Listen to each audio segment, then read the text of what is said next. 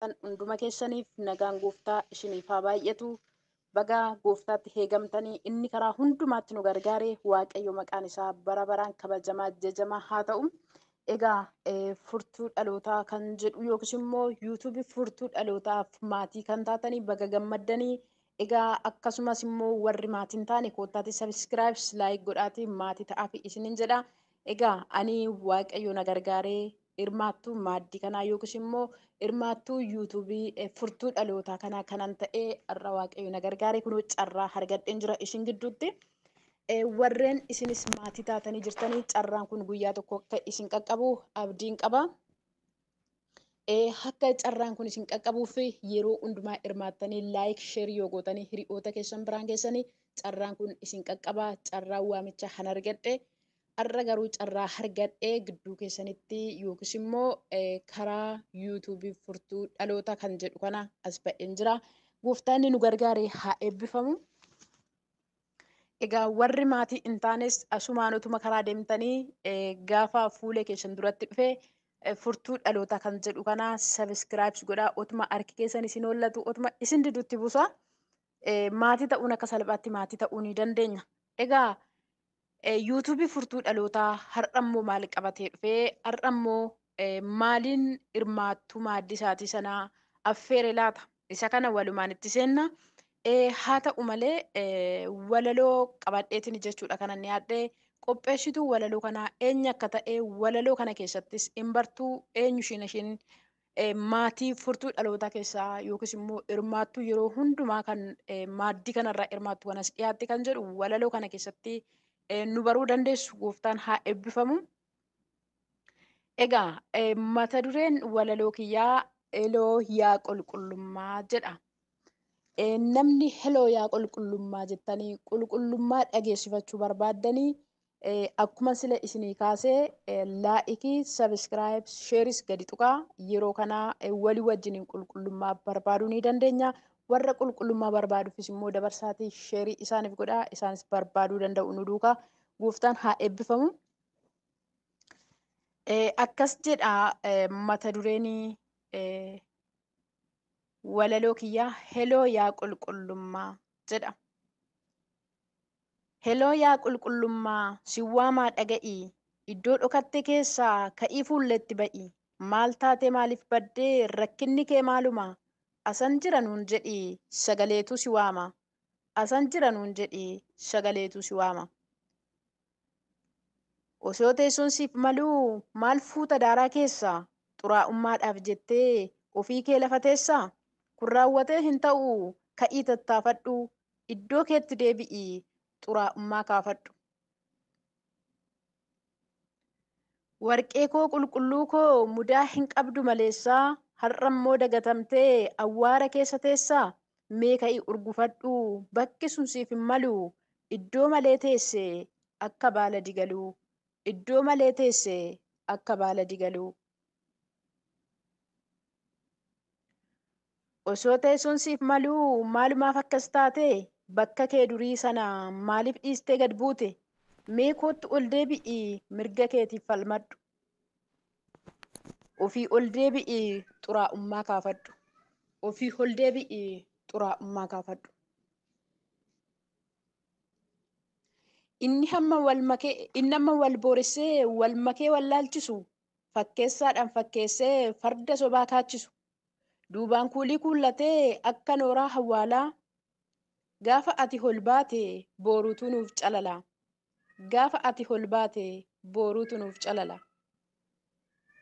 Omtuuna hin tuqin jedhaa duuba isaa bareechatee waan jiru of fakkeessaa qulqullummaa isaa gatee.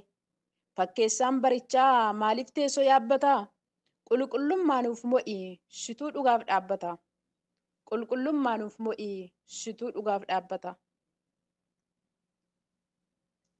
Waa'ee kee itti yaadee yoon ilaalu sirreessee galgala kee hargeera achi butee fageessee manni kee samii gubbaa teessoo uumaa uumamaa Yerusaalem waaqarraatu maqaa keetiin waamama. Misirrittii bareedduu ishee warqeen kuulamte harka mootii mototaan ishee dinqiif uumamte. Ifti ishii itti caalaa akka biiftuu ganamaa galgalli ishii ifaadhaa samiirratti beekama. galgalli ishii ifaadha samiirratti waamama.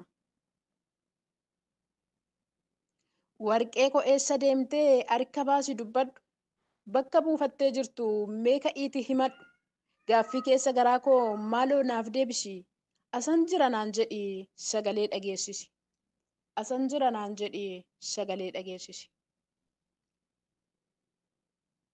Si malee hin bareedu dhalli namaa kamiyyuu, cubbuu fi xuraa'ummaan yeroodhaaf nutti iyyu, karaan isaanii dhihoodha har'umaaf fakkeessu, namoota gowwomsanii boolla du'aatti geessu.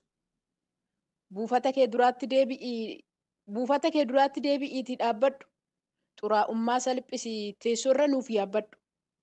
Biyya hundumaa irratti faajjiin kee holaa ka'u, ijji hunduu si haa argu gurris si haa dhaga'u, ijji hunduu si haa argu gurris si haa dhaga'u. Yaa xuraa'ummaa, gurra kee as qabadhu waa xiqqoo ishiin sitti hima. Mee kana naaf deebisi ati eenyuma? Kan biyyarra facaatee qulqullummaa dhiibbattu, eenyutu siif eeyyamee akka bakka qabattu? Anas jira maaf jettaa hawwaara kee bukkistee, lafti maaf si hanqataa maaf sirbita shubbistee? Ilmoo namaa fixxaa tokko tokkoon luqqiftee, barri tokko ni dhufaa ati hin dhufu seete, barri tokko ni dhufaa ati hin dhufu seete. Guyyaan sitti dhumeera nutti hin fakkeessitu, duubaan gaarii fakkaattee du'atti nu hin geessitu. Mi'a kee sassaabbadhu biyya keenya gadhiisi, moofaa kee ansuradhu hawwaara keessa ciisi, moofaa kee ansuradhu hawwaara keessa ciisi.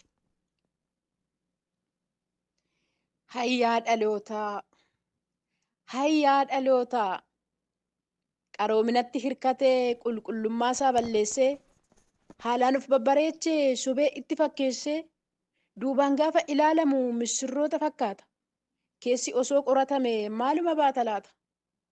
Qulqullummaa isaa gatee hundi in fiiga qofaasaa, qaroomatti hirkatee gaddisiise uumaasaa. Eessatti adeemaa jira barichi kun akkanatti? Gaafan taa'ee ilaalu gaaffii uumeera natti. Yaa nama gurra qabdu yoo dhageesseef dhaga'i, qulqullummaa eeggadhu Waaqayyoof adda ba'i.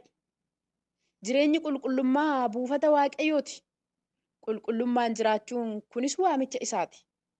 Sitti hin fakkaatin xuraa'ummaan gammachuu, har'a waliin makanii akka feete jiraachuu, sobanii of sobanii fakkaatanii fakkeessuu. Tasumayyuu hin gowwomiin kun jireenyatti sin geessu, tasumayyuu hin gowwomiin kun jireenyatti sin geessu.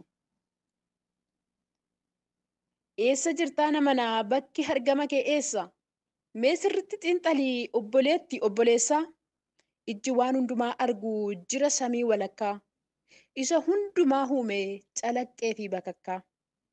Isa jalaa miliquun abjuu hiika hin qabnedha, viidiyoon isaa sirriidha isa hin cabne hin bannedha.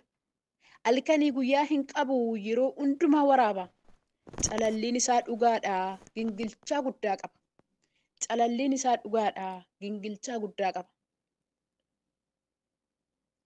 Yaa nama koo dhaga'i wanti hunduu ni darba, wanta hojjechaa jirtu ijji Waaqaa ni arga.